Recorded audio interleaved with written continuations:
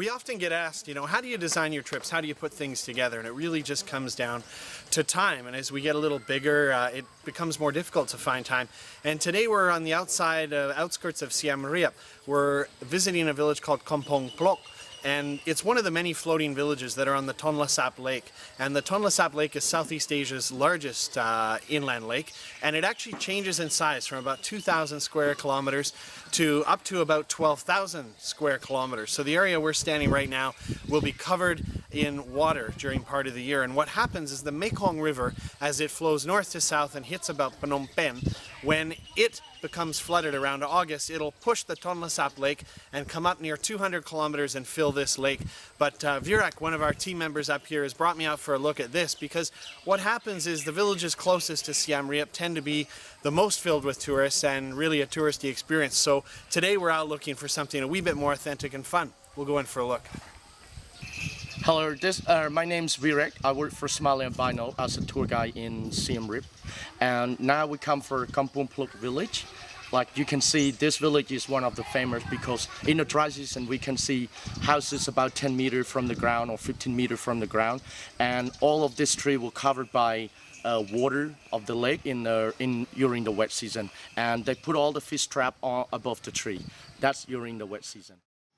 So if you can imagine, this is all covered in water for about half the year.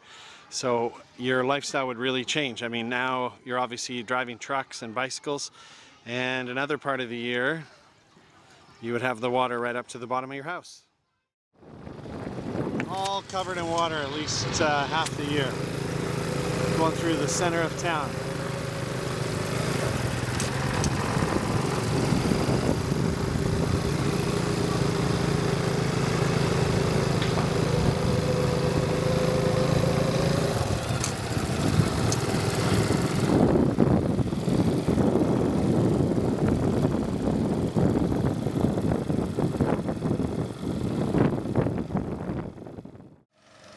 Hi, look at the river behind me. In the wet season, we will stop our big boat here and we'll get on the canoe that will go through the mangrove, which is beautiful. We can see some birds and some snake, and also beautiful mangrove and a lot of fish trap and activity of fishermen. Heading out to the lake.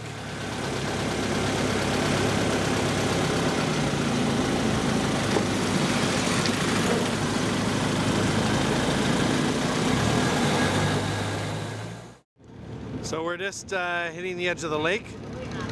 You can see there's all these floating villages out there on the horizon. Heaps and heaps of them. Pretty massive lake.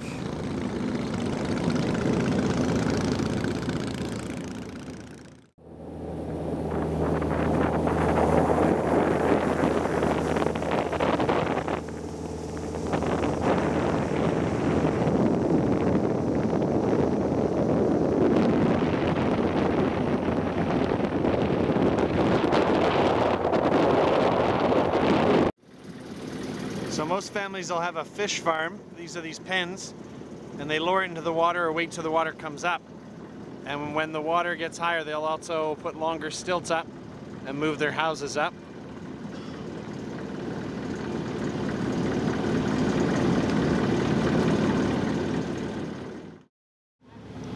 Making our way back inland from the lake.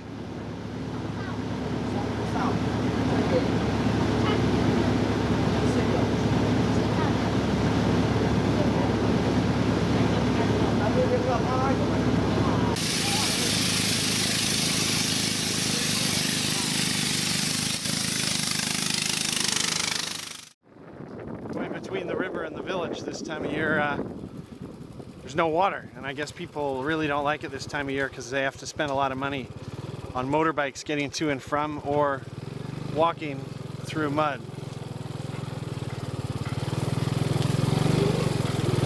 My trusty driver seems to be well in control.